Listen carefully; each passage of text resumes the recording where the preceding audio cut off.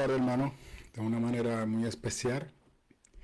Gracias por la oportunidad de permitirme reunirme con usted y por permitirme entrar en su casa. Perdón. Sea usted bienvenido a la mía. Para mí es un placer extremo compartir con usted la palabra del Señor. Y hoy vamos a tener una reflexión. Los temas nuevos los estoy desarrollando. Tengo varios temas pendientes que vamos a compartir luego con la iglesia, que tengo en agenda. Uno de ellos es la puerta del infierno, esa conversación de Jesús con los discípulos allá en la entrada de Filipo de Cesarea. Perdón, lo que eso representa, ¿no? Y luego, si el Señor lo permite, pues estaré compartiendo con ustedes unos términos hermenéuticos, o sea, la hermenéutica, Hermes, la manera de estudiar el mensaje, aunque la palabra, ¿verdad? Hermes es uno de la mitología griega, un mensajero, y cómo tener ciertas herramientas nos puede ayudar como cristianos a poder desarrollar estudios bíblicos, que de hecho yo lo hice hace un tiempo atrás, durante la pandemia. Compartí algunos detalles, algunas claves para que usted pueda tener un estudio bíblico efectivo. Es importante que la iglesia entienda esto, ¿no? La iglesia no puede, el cristiano que se enfoca en simplemente quedarse sentado en la iglesia escuchando buenas predicaciones o malas predicaciones, escuchando buenas alabanzas o malas alabanzas, lamentablemente no madura espiritualmente.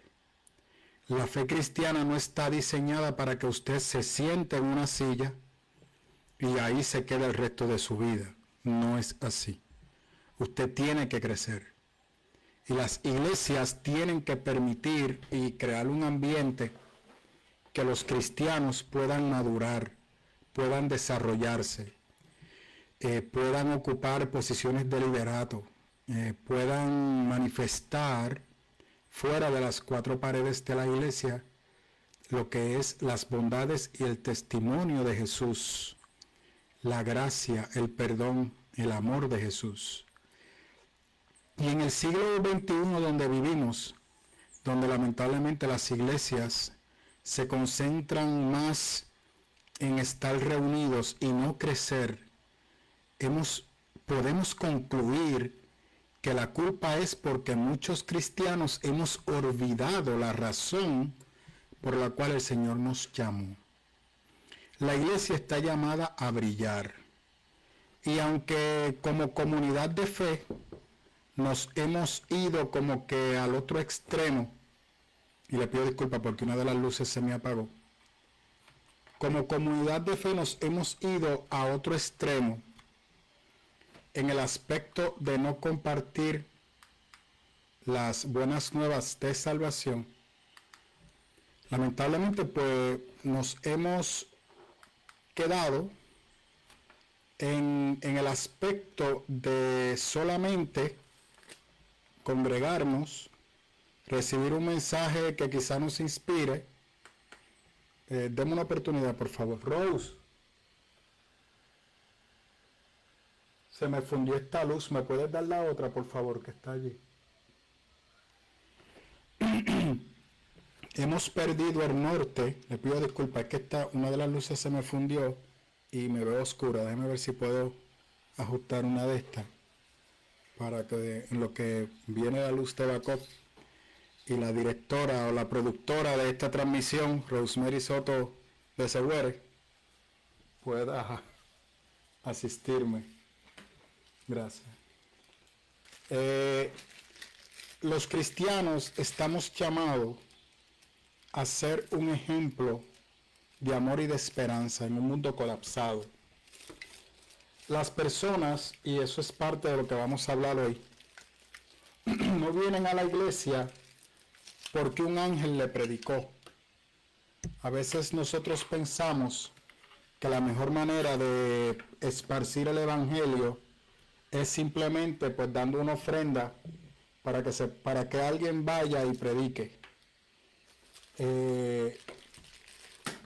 Y a veces somos muy dados a ir a diferentes partes del mundo a querer predicar el evangelio a otras sociedades. Sin embargo, se nos hace difícil predicar en nuestra propia casa. Lógico, es más fácil ir a un lugar donde no nos conocen.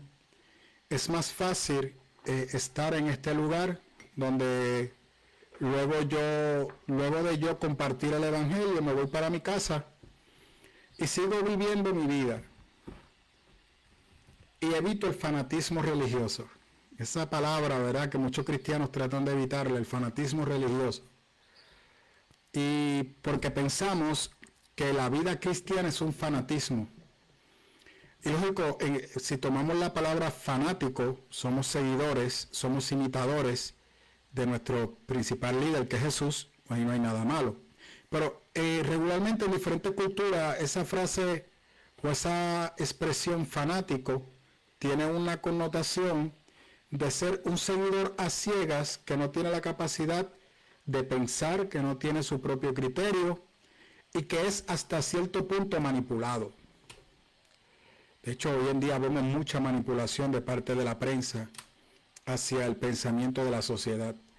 Y al final del camino yo he concluido que la sociedad es muy buena manipulando para que las personas piensen como ellos consideran que los seres humanos deben de pensar. Y hoy en día tenemos hogares que han sido estructurados por la misma sociedad. Hoy en día tenemos trabajos que han sido estructurados por la misma sociedad, que no necesariamente representan el bienestar del ser humano. No lo criticamos, no lo señalamos como iglesia, porque tenemos miedo que nos etiqueten de ser fanáticos religiosos, porque nuestro estilo de vida es un fanatismo. ¿Y qué tiene que ver eso con predicar? Pues claro, porque se te hace más fácil pasar ante la sociedad como una persona que solamente visitas la iglesia, pero muchas veces en nuestras comunidades nadie sabe que usted es cristiano. ¿Me sigue? En nuestro trabajo nadie sabe que usted es cristiano. Pero cuando toca ir a predicar el evangelio, eso de que me vean repartiendo un tratado, entonces nos avergonzamos. Por eso se nos hace más fácil ir a otro país donde nadie nos conoce. Ahí nos, literalmente, como decimos en Puerto Rico, ¿no?, nos comemos las calles predicando el evangelio y somos los más fogosos. Pero cuando venimos a Puerto Rico, esa fogosidad se desvanece. Y ese es el problema, porque Puerto Rico es nuestra responsabilidad. De la misma manera como yo le digo a nuestra iglesia, la Biblia es para mí, la Biblia no es para el que no tiene a Cristo. El que no tiene a Cristo no tiene la doble exposición. Y cuando hablamos de la doble exposición es que una persona, aún en el Código Penal nuestro, de nuestra estructura americana, cuando hablo, no todo el continente americano, vamos a aclarar, pero lo que es Estados Unidos y Puerto Rico, usted no puede ser juzgado por un mismo delito, aunque tengan dos jurisdicciones diferentes, no se puede. Legalmente no se puede. Si a usted no le lograron probar ese caso, por ese caso usted no puede ser juzgado nuevamente, tienen que acusarlo de otra cosa. Usted no puede juzgar doblemente a una persona que no tiene a Cristo en su corazón, porque ya esa persona está condenada. No desde que nació, eso es un error. La persona es condenada desde el momento que vino a él el conocimiento del bien y del mal, de hacer lo correcto o lo incorrecto. Desde ese momento, lamentablemente ya esa persona tuvo que tomar una decisión, y de hecho los judíos lo llevan a los 12 años de edad, que es cuando tú debes de hacer confesión de fe y estar consciente de lo que representa la confesión de fe. Nosotros es el bautismo, a los 12 años bautizamos al joven, le hacemos el llamado, se adoctrina, se le enseña sobre el proceso de enseñanza, de lo que es el Evangelio, lo que representa el bautismo, y le guiamos en lo que se llama el discipulado, para que la persona pueda vivir una vida espiritual exitosa. Cuando hablamos de exitosa, mira, el éxito no se va a medir porque usted tenga un buen trabajo, porque usted tenga una buena casa, porque usted tenga un buen carro, porque tenga un buen esposo, porque tenga buenos hijos. Eso son apariencias sociales. El éxito espiritual se va a definir a la medida que usted vaya dando frutos de su relación con Dios, y la mayoría de esos frutos van dirigidos a la manera en la cual tú vives tu vida. Y esa de cómo tú vives tu vida va amarrado a que nosotros somos seres humanos gregarios. Dependemos de la relación, de la interrelación que nosotros tenemos con otros seres humanos. ¿Cómo nos relacionamos entre nosotros? ¿Cómo yo veo a mi semejante? ¿Cómo yo veo a mis enemigos? ¿Cómo yo veo a mi prójimo? ¿Cómo yo me relaciono con las personas las cuales me han hecho daño?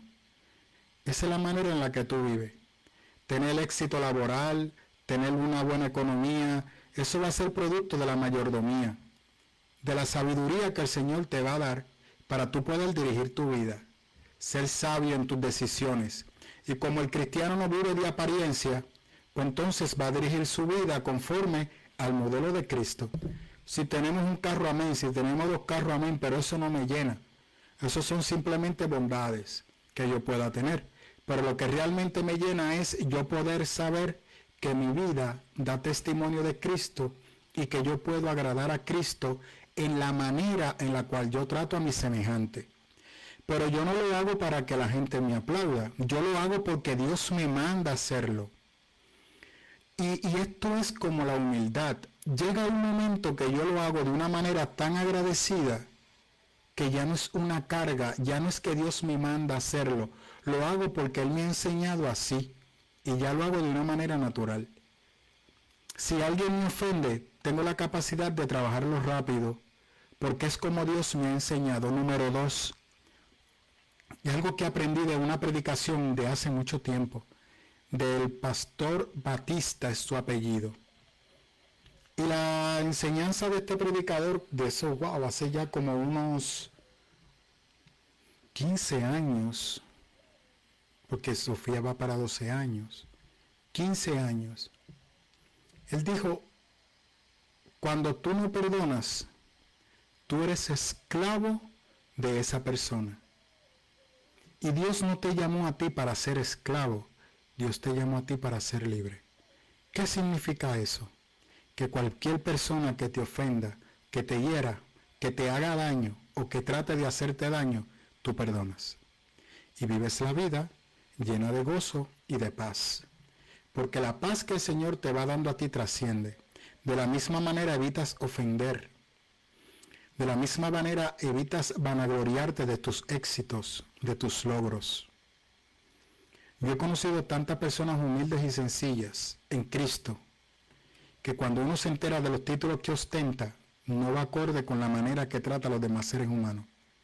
Porque lamentablemente el ser humano tiende a ser altivo, tiende a ser altruista.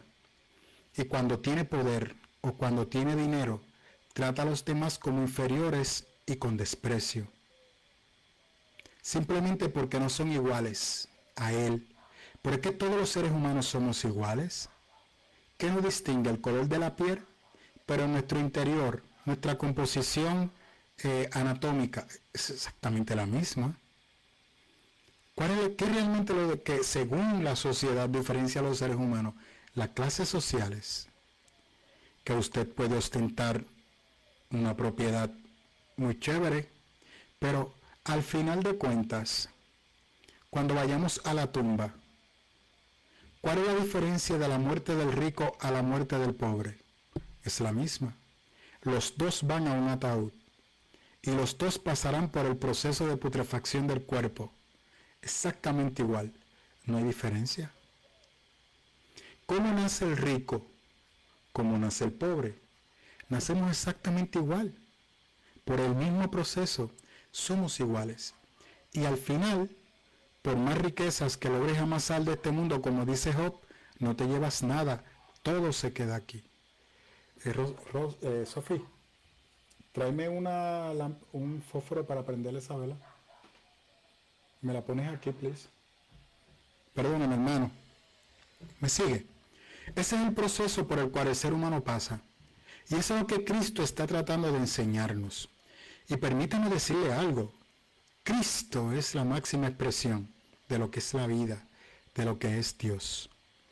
Y nadie ha logrado vivir la vida como Cristo la ha vivido. Y los tiempos de Cristo fueron más difíciles que los nuestros. Y es lo que vamos a ver ahora. Así es que estamos llamados a vivir de la misma manera que Cristo lo hizo, porque la mejor mire, no existe tal cosa como una fórmula de éxito para vivir, pero sí hay un modelo a seguir, y ese modelo se llama Jesús. Y Jesús vivió su vida a plenitud. Bien, los 35 años que quizás, o 40 años que Jesús estuvo sobre la faz de la tierra, fue una vida que Él la usó para bendecir, fue una vida que Él usó para impactar de manera positiva y dejar una marca. Mira a ver si la marca fue tan y tan fuerte y tan poderosa que al día de hoy seguimos hablando de Él. Y cuando vemos la vida de hombres que han impactado la historia de la humanidad, fueron hombres que aprendieron a desprenderse de sí mismos, dejaron de ser ellos para engrandecer a los demás. ¿Sabes tú que la mejor cualidad de un líder no es sobresalir sobre los demás, sino inspirar a los demás a que sean mejor que él, a que sean superiores a él? ¿Sabe dónde nace eso? De la Biblia. En la antigüedad, regularmente los líderes, por ejemplo, como Alejandro Magno, era un líder único, brillaba por sí mismo. Nadie podía brillar al lado de Alejandro Magno. Sin embargo, cuando Alejandro Magno murió solo. El heredero de Alejandro Magno era un niño pequeño, que sus capitanes lo mataron. Sin embargo, de la figura de Alejandro Magno, si no me equivoco, salen 3 generales, que se dividieron el reino, el imperio que Alejandro Magno había logrado amasar, por hacerlo solo. Lógico, y Alejandro Magno fue un gran líder. Para lograr lo que él logró, para alcanzar lo que él alcanzó, definitivamente tenía que ser un gran líder. Pero date cuenta que fuera de él nadie pudo lograr lo que él logró.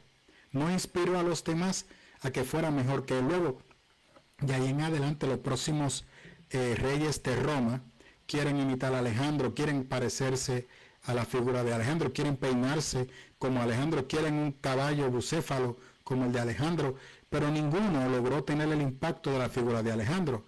Alejandro nunca compartió eso, y de hecho cuando lo vemos en años recientes, vemos a Stalin, que ha sido uno de los dictadores más monstruosos que ha tenido la humanidad. Luego de que falleció, nos enteramos de las atrocidades que hizo en su gobierno. Podemos notar también que falleció y automáticamente todo lo que alcanzó colapsó. Sin embargo, Jesús no. Jesús no. Y ¿sabe qué? Cuando yo he estado viendo la triste noticia de lo que está ocurriendo actualmente en India, venía a mi mente Gandhi. Si realmente esa era la nación que Gandhi soñaba. Porque aunque Gandhi mantuvo el hinduismo como su fe, Gandhi también dio testimonio del cristianismo.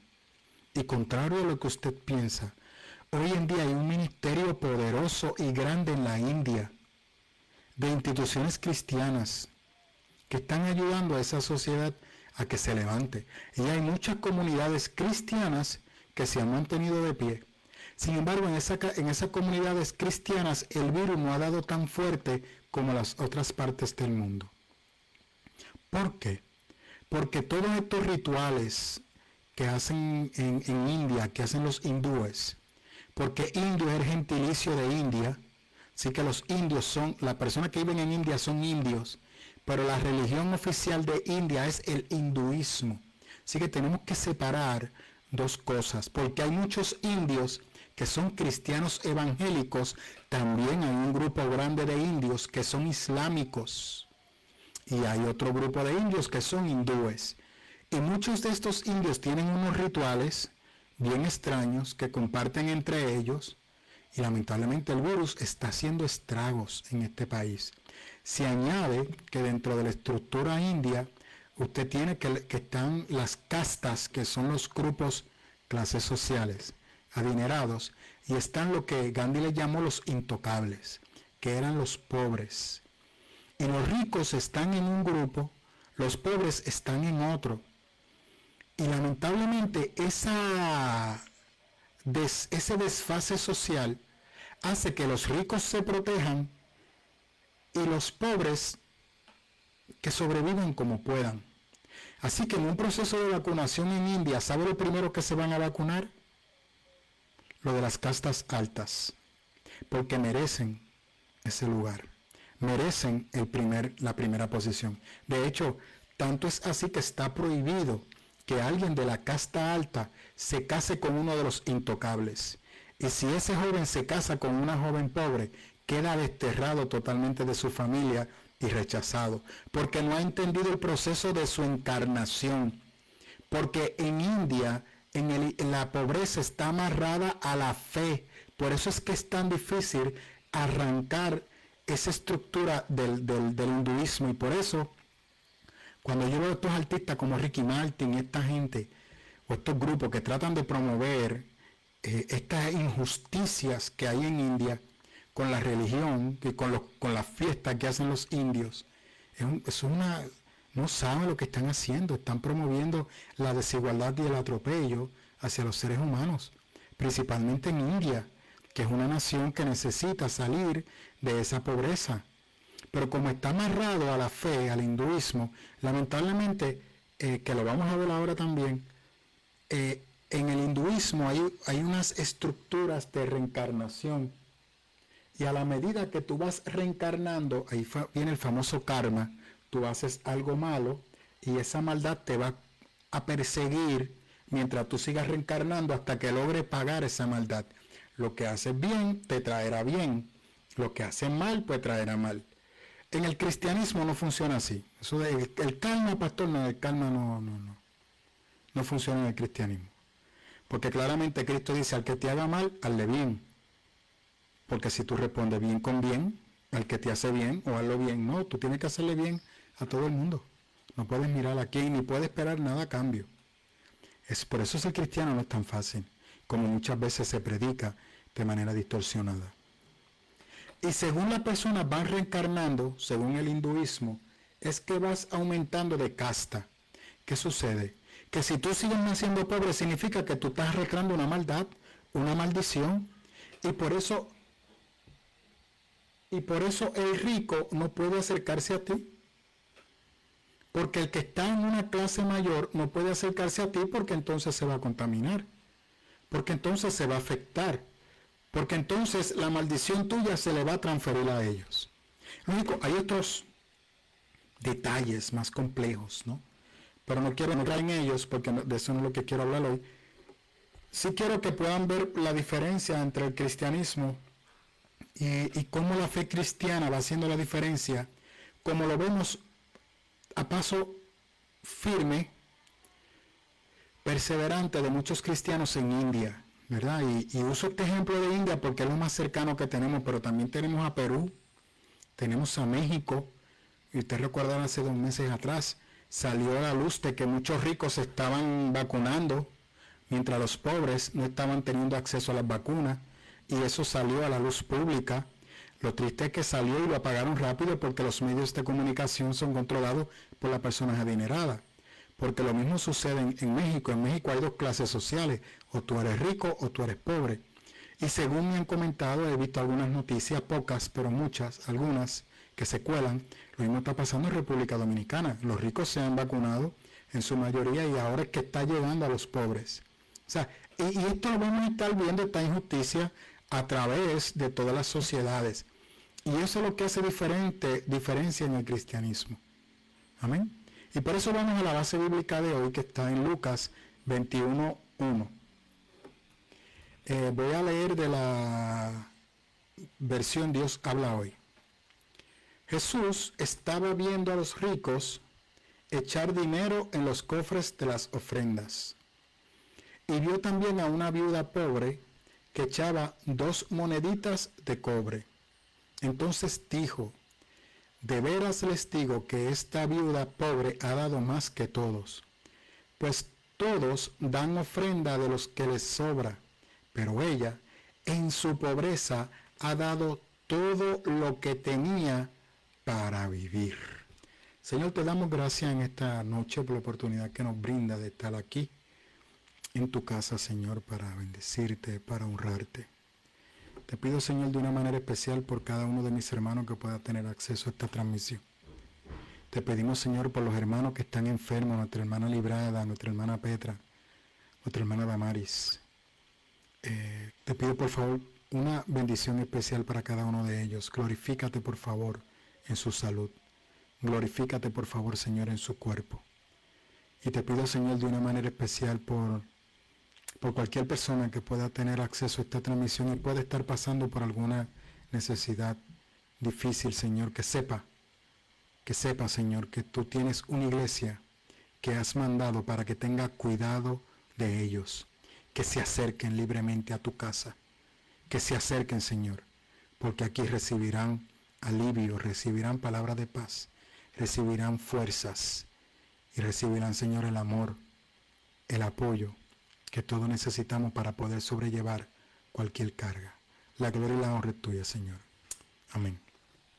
Escogí esta porción bíblica, hermano, porque va de la mano de lo que quiero compartir con cada uno de ustedes. Primero, cuando vamos a la porción bíblica que estamos aquí estudiando, vamos a aclarar unas cosas. Primero, bajo ninguna circunstancia Jesús está diciendo que es correcto que esta viuda puede estar pasando por la situación por la cual está pasando. Regularmente, la viuda en Israel podía darse el escenario que fuese viuda porque su esposo perdió la vida en la batalla, porque su esposo murió por alguna enfermedad. Y esas viudas, al ser una sociedad patriarcal, y ya Dios en el libro de Levítico y en Éxodo también, en Éxodo 22 sobre la ley de la restitución, habla de que las viudas deben de ser sostenidas por su familia.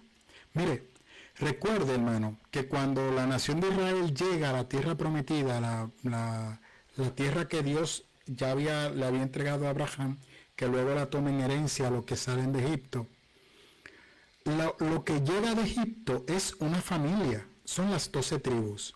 Sí, hay personas de otras etnias, hay personas que se integraron a la salida de los hebreos de Egipto, pero todos van a formar parte de la familia y dentro de la ley mosaica. Por eso vemos que se incluye a lo que llaman esclavos o aquellas personas que no son de la raíz de Abraham, sino que aceptaron ser parte de la nación de Israel, llegan a la tierra prometida, nunca regresan a su tierra porque perdieron la noción y el contacto de ese lugar y se unen al pueblo de Israel, así que forman parte de la familia de Israel.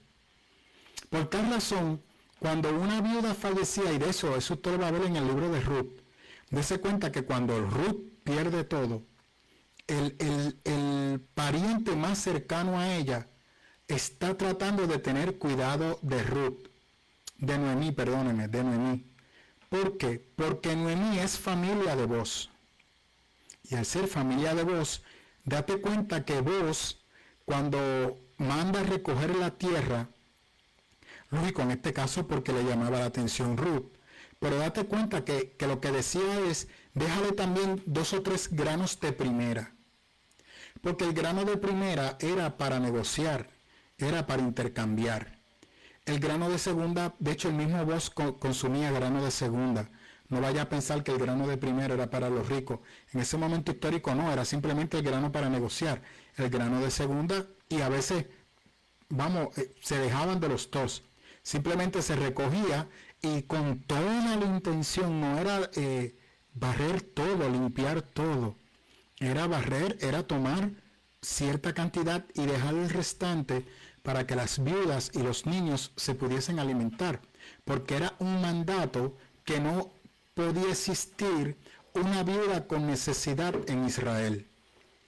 Lógico, luego vemos que los asirios destruyen las tribus del norte, luego vemos que entonces quedan 2 tribus que son destruidas por Babilonia, las personas pierden sus tierras, pierden su norte, regresan a Jerusalén y luego de Jerusalén regresan a construir el templo, no lo hacen. Luego de construir el templo vienen los macabeos, luego de los macabeos se levantó un reino, ¿oyó? Un reino de diferentes reyes judíos que trataron de continuar la acción de los macabeos, de fundar esa tierra de Jerusalén. No lo logran, entran en diferentes conflictos, entran en diferentes guerras con Roma, y es Roma la que entonces, de la mano de estos reyes que fundan Israel, que no se catalogan sacerdotes, sino como una especie de gobernadores, son ellos los que toman el control de Jerusalén y estructuran lo que es el templo. Ahí entonces Herodes el Grande empieza a hacer varias construcciones de Jerusalén e incluye la construcción del templo, y son estos los que de la mano de Herodes hacen un linaje sacerdotal, hacen un linaje levítico para tratar de restituir el templo, porque ellos consideraban, según la herencia de los macabeos y de este grupo de reyes judíos, que lo que el pueblo necesitaba para tener paz era recuperar su templo. Lógico, porque para los judíos la presencia de Dios estaba solamente en su templo. No había otro lugar donde la presencia de Dios estuviera. Por eso es que cuando el velo del templo se rompe, Dios está demostrando la falsedad que hay en este lugar.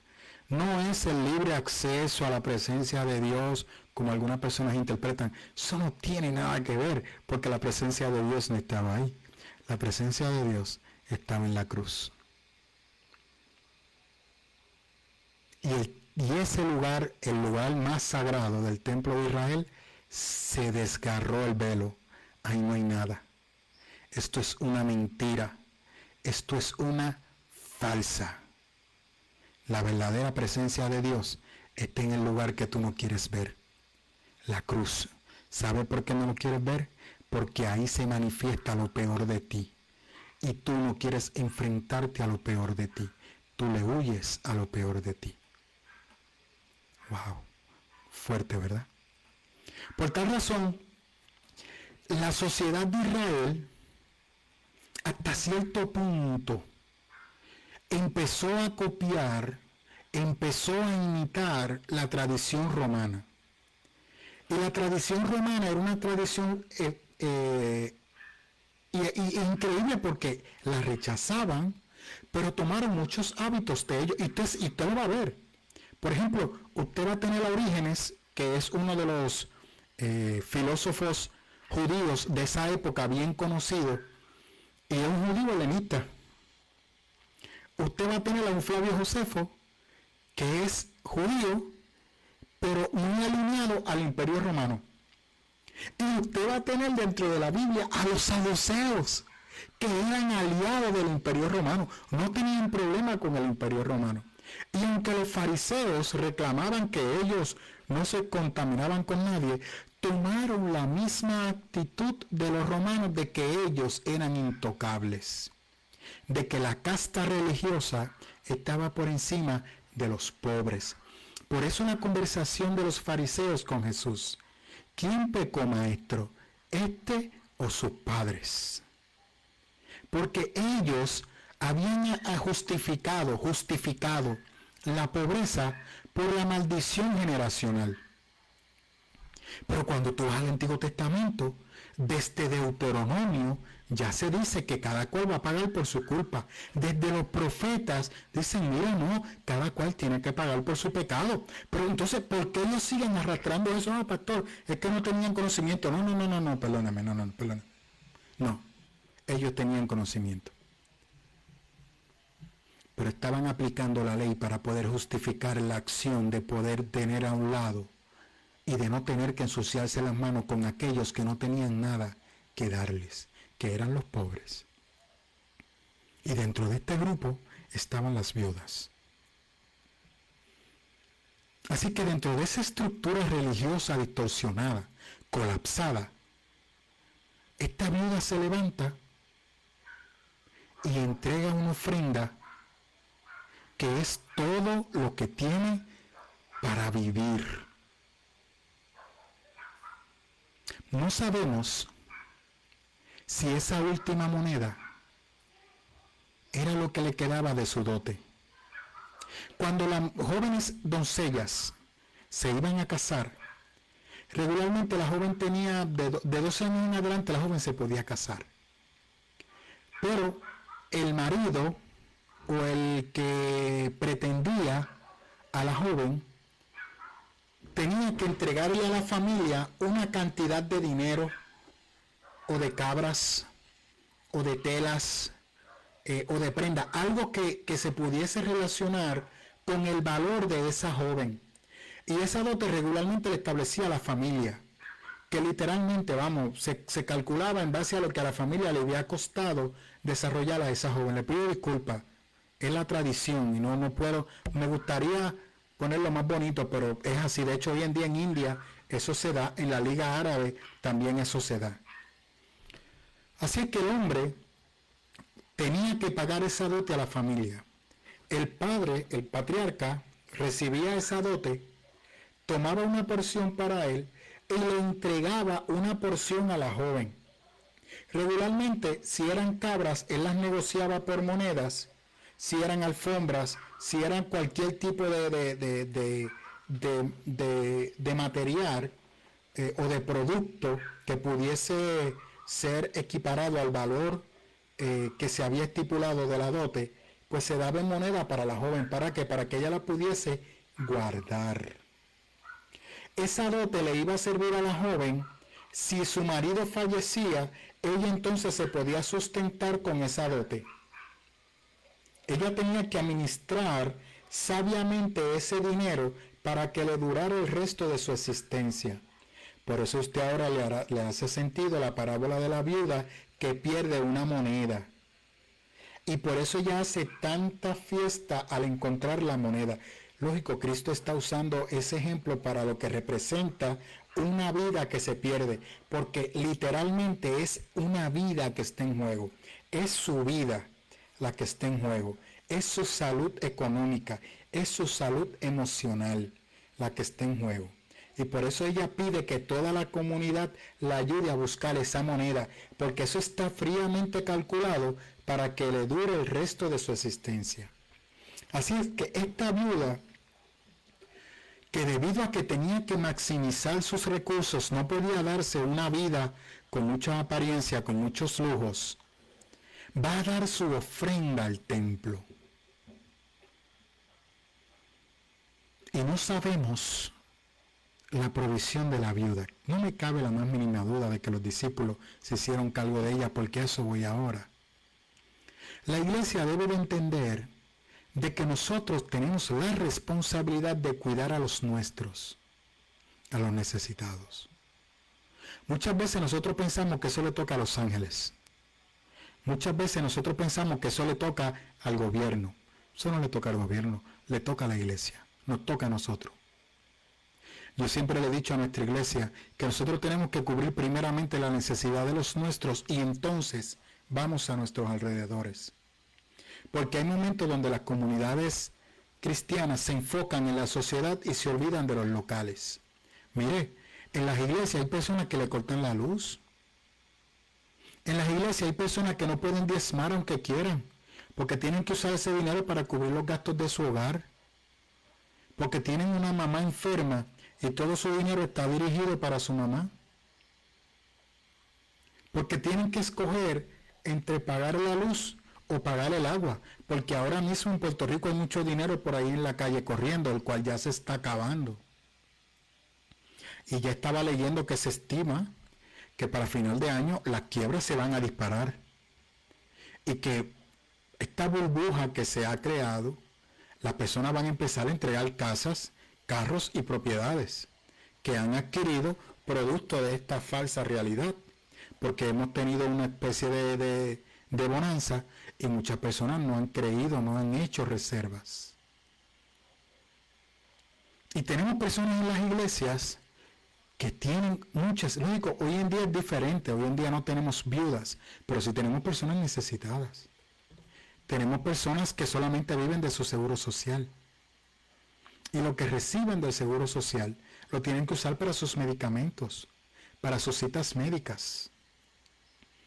Y lo que reciben del seguro social son $300.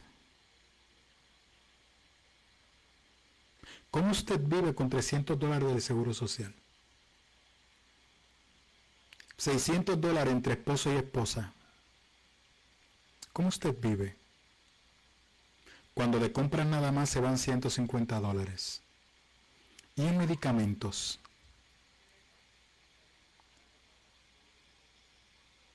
En la ofrenda para la iglesia. La gasolina. La luz. El agua. El celular, que es necesario. Ya esto es necesario. No da para nada. Entonces, ¿dónde deben de acudir las personas? A la iglesia. La iglesia es la que tiene que tener cuidado de ellos. Eso es lo que Cristo le está diciendo a este grupo. Miren, mi hermano, cuando usted va a este momento histórico, el lugar era de verse. Era un patio abierto. Era un patio inmenso. Y en ese patio inmenso, en el mismo medio, estaba un arca inmensa, grande. Y regularmente los líderes con preeminencia se sentaban en unas sillas particulares.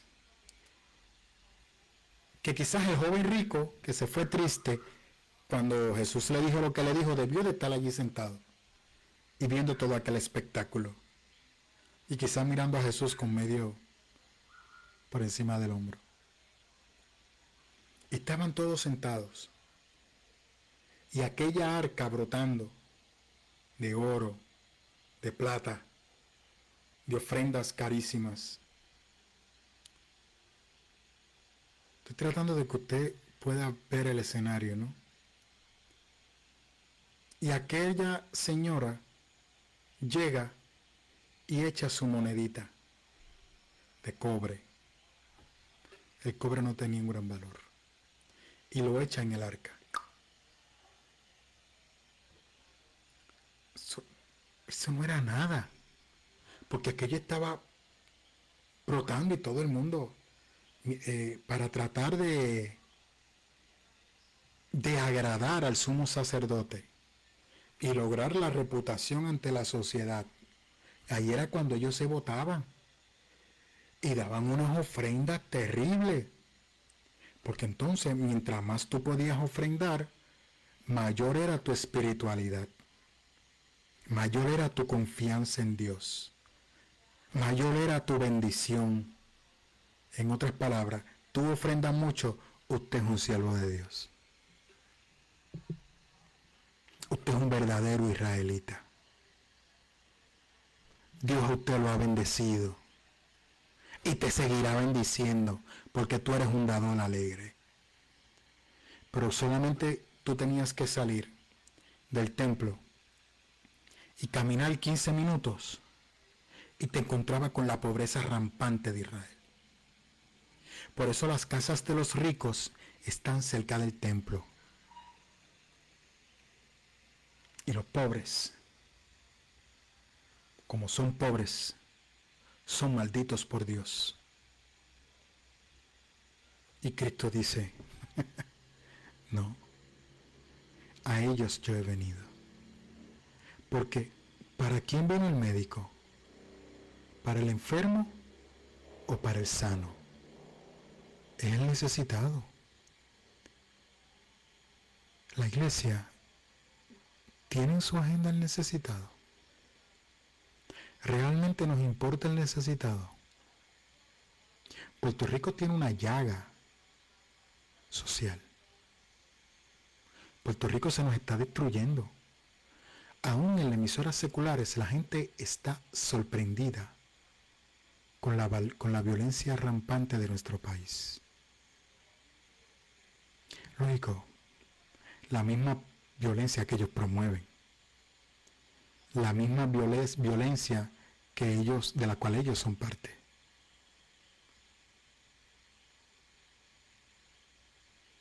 ¿Pero qué va a hacer la iglesia? ¿A qué nos ha llamado Dios? ¿A ser parte del problema o a ser parte de la solución? La iglesia es parte de la solución, no del problema. Y esto no es una opción, es un mandato. Tenemos que ser parte de la solución, no del problema. ¡Wow!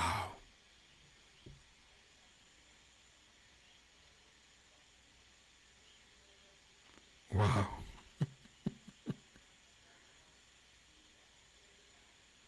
¡Wow! Mire, yo creo que tenemos que buscar diferentes maneras de predicar el Evangelio. Ser creativos. Vivimos en una sociedad más educada. Y yo sé que la sociedad está colapsando. En República Dominicana se dice se está descascarando. Y es cierto, es una realidad. No podemos ocultarnos. Y no es nuevo. El mundo completo está en ese colapso. Pero la manera diferente de predicar el Evangelio es demostrando nuestra cristiandad. Se acabó. Usted no tiene que tener problema porque alguien espera que usted demuestre que usted es realmente cristiano. Porque eso debe de ser así. Lo que pasa es que no debe de incomodarnos cuando lo hacemos de manera natural. ¿Me sigue? Si yo lo hago de manera natural, tú no tienes que exigirme nada porque yo lo voy a hacer de manera natural. Tenemos que quitarnos esta apariencia farisíaca de santidad. La santidad se vive, no es una apariencia. Santidad es más que una falda larga. ¿De qué te vale la falda larga si no tienes compasión en tu corazón? Y no voy a entrar en detalles, pero cuando Cristo le habló a los fariseos eran los más que ayunaban. Yo he explicado el ayuno de los fariseos. ¿Y qué Cristo le dijo a los fariseos? Sepulcro blanqueado. ¿Por qué? Porque su vida religiosa no iba acorde con su vida espiritual, con la vida del cuidado al semejante. Si yo no tengo cuidado de mi semejante, no puedo hacer nada. ¿Cómo yo demuestro mi amor hacia el semejante? ¿Cómo yo comparto la misericordia y la gloria de Dios con los demás? Difícil. Cuando nadie me está viendo. Sí, porque a todos nos gusta que nos digan Don Manuel. No, y nos gustan esos títulos, igual que los fariseos. Cristo le dice a los fariseos, la verdad es que ustedes son unos explotadores. Ustedes van a la casa de las viudas y hacen unas oraciones inmensas para tratar de aparentar su religiosidad y le comen el sustento a la pobre viuda. ¿Vio cómo todo encaja? La misma viuda que apenas dio lo que tenía. La misma viuda que ahora tiene que maximizar su dote. Los fariseos querían quedarse allí 2 y 3 días y hasta que le pagaran por llorar. Hasta que le pagaran por llevar una palabra de reflexión allí mientras el muerto estaba allí y la viuda estaba maximizando su dote porque no puede trabajar. La agricultura había colapsado en Israel y la economía se había transformado en una de servicio, Así que no había dónde alimentar a los pobres que no fuera el mar. Y otros frutos que venían del mismo imperio, que había que intercambiarlo por monedas o por servicios. Y la pobre viuda, gran parte de su dote se va porque los fariseos quieren estar allí aparentando. Y Cristo le dice, ¿por qué tú no llevas tu comida? Y eres tú quien le das de comer a ella, porque ella es la que está sufriendo. Y muchas veces nosotros los cristianos nos comportamos igual que los fariseos. Y queremos que las personas vivan su vida ética conforme a la nuestra. No, tú estás mal. Estás mal. La cultura de la iglesia es la cultura de la iglesia. La cultura del mundo que te rodea es la cultura del mundo que te rodea. El mundo tiene su cultura. Este mundo es de Dios, pero es gobernado por los hombres. No es gobernado por Dios. La iglesia es gobernada por Dios. Déjame explicarlo. El mundo lo creó Dios, así es que es de Dios. Pero las sociedades son gobernadas por los hombres, no por Dios. La iglesia es gobernada por Dios. Pero la iglesia es parte de la sociedad. La iglesia transforma la sociedad. Por tal razón, cuando hay una injusticia que choca con la iglesia tiene que defenderse. La iglesia tiene que defender aún a la sociedad que está siendo gobernada por hombres tiranos, por hombres desenfocados. Por ejemplo, Martín Lutero, como por ejemplo Wilberforce a favor de la libertad de los esclavos. Por ejemplo, Martin Luther King. Por ejemplo, Dios mío, que es uno de mis teólogos favoritos, Karl Barth, en contra del imperio alemán. Por ejemplo, Carl Lewis, en contra del humanismo descontrolado, tratando de desenfocar al mundo y a Inglaterra. Como por ejemplo, la ideología de género distorsionada, como por ejemplo, el aborto, como por ejemplo, el asesinato de nuestras mujeres en manos de hombres enfermos emocionalmente. Porque una de esas mujeres puede ser la tuya, puede ser tu hermana, puede ser tu hija, puede ser tu madre. Y la iglesia tiene que educar a la sociedad. Y mediante esa educación damos testimonio de la necesidad de regresar a Cristo. Porque en la iglesia se supone que no exista la violencia de género. ¿Pero por qué existe? Porque tenemos personas que están sentadas en nuestras iglesias, que lo que están es exactamente sentados. No han madurado, no han crecido, no han sanado, quieren vivir de la apariencia. Igual que en este lugar donde va esta mujer viuda a entregar lo poco que tiene. ¿Tú sabes lo que se supone que ocurriera? Que cuando ella entregó en el lugar del arca su ofrenda, que el sumo sacerdote, con toda su elegancia y su vestimenta, se acercara a ella y tomara 2 o 3 objetos súper valiosos o 2 o 3 monedas que estaban allí, la colocara en un jarro y le dijera, tenga dama, ahí usted tiene para el sustento del resto de su vida. Ninguna viuda debe de sufrir aquí. Eso no es lo que está pasando. Eso no es lo que está pasando ahora mismo entre la guerra de los palestinos con los israelitas. Tú sabes que si hay un ejemplo de una persona rencorosa son los israelitas. Cristo le dijo a los israelitas, trata a los demás como tú deseas ser tratado. Israel en el 122, del 112 al 122 después de Cristo, a Israel lo sacaron de sus tierras. El Imperio Romano dijo no más. Y destruyó todo lo que quedaba de Israel. Todo. El templo fue destruido por el capitán Tito en el 70. Pero lo que quedó de Israel, como seguían dando problemas, todo se acabó en Masada. En Masada tumbaron a Eliezer, y a todos los seguidores que estaban con él. Ya los celotes ahí murieron. Pero había un pueblo que seguía dando candela, dando dolor de cabeza. Y vinieron las huestes romanas y destruyeron todo lo que quedaba. A finales del siglo XIX, un grupo comandado por Ben-Gurión empezaron a regresar a Jerusalén. Y empezaron en casetas de campaña, exactamente como Abraham, a retomar la tierra. Y vivían allí, cerca de los palestinos. Y sobrevivieron.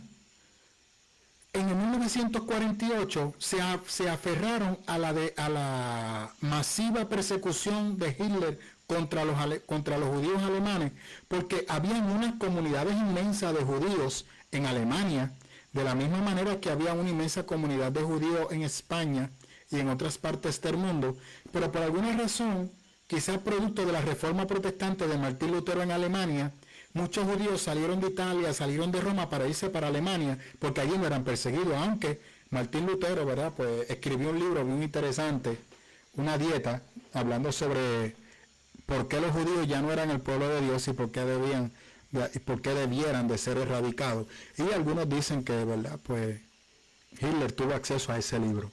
El punto está en que había unas comunidades inmensas. Todo el mundo se enfoca en el atropello y el genocidio hacia los judíos, pero nadie menciona a los negros, nadie menciona a los gitanos, nadie menciona a los niños con discapacidades especiales que le practicaron la eutanasia, nadie menciona a los homosexuales, nadie menciona a alemanes de otras religiones, de otras etnias, pero de hecho, todos los judíos que murieron, porque todo el mundo le pone título de judío, todos los judíos que murieron en la cámara de gases, mi hermano, eran alemanes. Habían nacido en Alemania, no en Israel, eran alemanes. Y muchos de ellos eran bisnietos de judíos. O sea, era tercera generación que estaba en Alemania. De hecho, la historia está ahí. Los judíos participaron en la Primera Guerra Mundial. Y muchos judíos murieron en la Primera Guerra Mundial.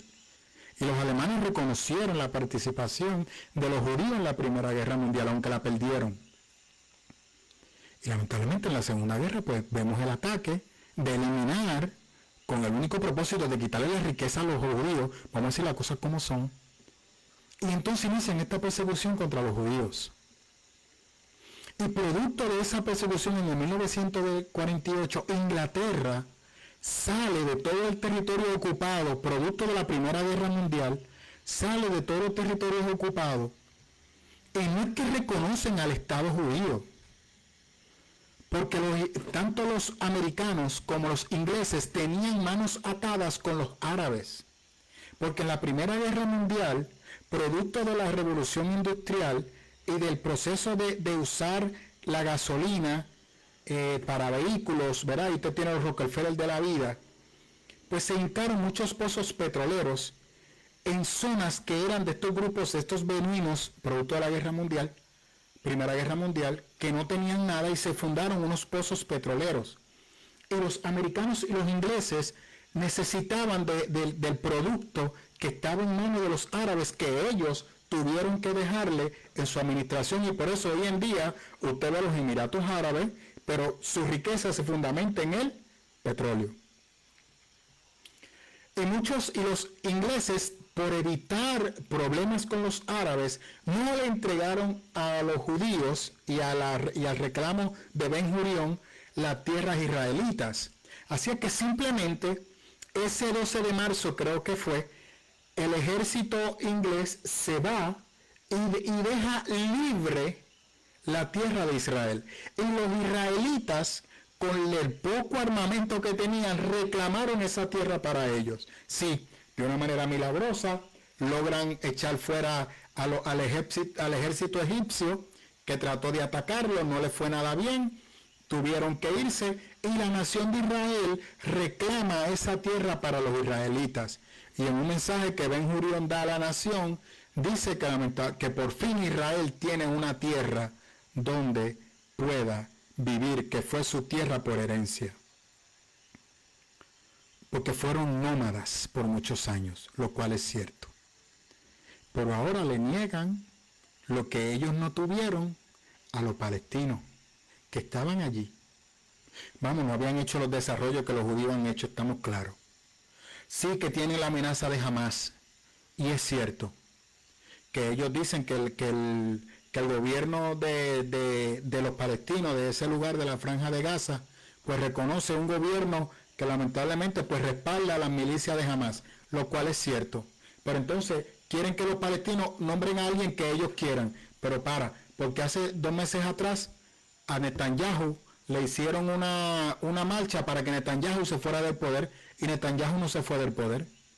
O sea, tú no puedes mandarle a otra nación quién tiene que ser su gobernante. Pero como esas son mis tierras también, y por eso usted ve que esa Franja de Gaza la siguen expandiendo, destruyendo casas de los palestinos y negándole a los palestinos su estado.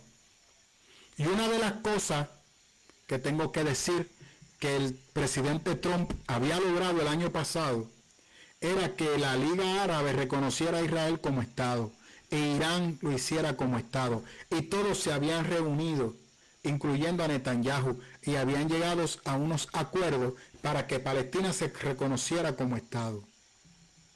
Pero sale Trump y automáticamente, ¿verdad?, el poco interés de los americanos, que no debieran de estarse involucrando en esos asuntos, porque tienen el asunto de Afganistán, que están allí en guerra y destruyendo vidas, porque todo el mundo mira a Israel, pero mira los atropellos que están ocurriendo en otros lugares, como de la misma manera está ocurriendo en Colombia, como de la misma manera está ocurriendo en Naya, que en Miami creo que es, que llevan ya meses o años tratando de luchar, de la misma manera que ya nadie habla de Turquía, que hay una guerra allí social para sacar al rey que está allí, que está matando y destruyendo el pueblo. O sea, hay guerra por todas partes, hay injusticias por todas partes. Pero esta de Israel, ¿verdad? Como todos los cristianos rápido miran a Israel, pues mira, eso es un atropello. Entonces ayer viene Netanyahu a decir que sí, que ellos están claros, que, ¿verdad?, pero que ellos tienen derecho a defenderse de los ataques de Hamás, lo cual es cierto, pero mira, reconócelo como Estado y dale su libertad. Y ya, y sí, en total, si usted va para esos lugares, ellos tienen 40.000, o sea, literalmente, los palestinos son tratados como extranjeros en Israel. Y todo por negarse a perdonar. Todo por negarse a perdonar. Yo sé que es más complicado que lo que estoy explicando aquí, estoy totalmente de acuerdo. Pero los israelitas se niegan a negociar, y lo que han hecho es llenarse de armamentos. Y eso no es lo que Cristo les está diciendo. Esa no es la acción de misericordia. Eso fue lo mismo que hicieron y por lo cual fueron destruidos por los romanos. Lo que pasa es que ahora ellos piensan que porque tienen 5 bombas de hidrógeno, nadie los va a tocar. Por eso es que Cristo viene a hacerle frente a esos necios. Perdóneme, eso es lo que Apocalipsis dice. A quien Cristo viene a enfrentar es al gobierno de los hombres y al gobierno hipócrita de los judíos. Eso es lo que dice Apocalipsis. No se crea eso de que hay una segunda oportunidad para los judíos, que el rapto de la iglesia. No, usted está equivocado. Los judíos tienen su oportunidad de ahora. Tienen que dejar de estar mirando el templo vacío y mirar a la cruz de Jesús. Perdóneme. Si rompí un hito, si usted me quiere declarar hereje, yo no lo estoy viendo. Usted tiene todo el derecho de tumbar la conexión e irse. Y declararme como un hereje y no escucharme más. Yo lo voy a respetar. Por eso es lo que la palabra enseña. Tenemos que tener misericordia con los demás. Tenemos que proteger a los necesitados de nuestra casa y de las comunidades en las cuales nos encontramos. Y es por esa razón que ya voy cerrando. Este sábado 22 vamos a estar distribuyendo una compra a la comunidad. Debe de salir de sus 4 paredes. Y yo sé que lo estamos haciendo, pero tenemos que ser más activos, más vocal. No queremos la prensa, sino que la misma comunidad sepa que hay esperanza, porque Dios tiene cuidado de Puerto Rico. Cristo le está diciendo a esta gente, tengan cuidado de sus hermanos, cuiden a sus hermanos, tengan misericordia de sus hermanos. Y eso es lo que yo entiendo que la iglesia debe y tiene la responsabilidad de hacer. Tenemos que tener cuidado de nuestros hermanos. ¿Y quién es tu hermano? ¿El que se congrega contigo? No. Cristo dijo, tu semejante es todo aquel que se parece a ti, toda la humanidad. Dios desea que toda la humanidad sea parte de su pueblo. Y esas personas son hermanos míos, no comparten mi misma fe, no comparten mi estilo de vida. Yo quiero que compartan mi estilo de vida, yo quiero que compartan mi fe. ¿Cómo lo voy a hacer? Compartiendo con ellos, no convertirme a ellos, sino que ellos se conviertan a mí. ¿Qué hemos hecho? Nos hemos convertido en ellos. Hemos prostituido a la fe, hemos diluido la fe, hemos dejado nuestra identidad para ser ellos y ahora mismo el mundo está colapsado porque nos hemos diluido. Lo mismo que le pasó a los israelitas. Y al diluirte, pierdes tu norte. Porque te empiezas a influenciar por la cultura secular. Empiezas a tratar bien al que te trata mal, al que te trata bien. Y al que te trata mal, lo tratas mal, lo trata con desprecio. Cuando Cristo te dijo no. La diferencia es que tú pagas bien al que te hace mal y tú haces bien sin importar quién sea. Aleluya.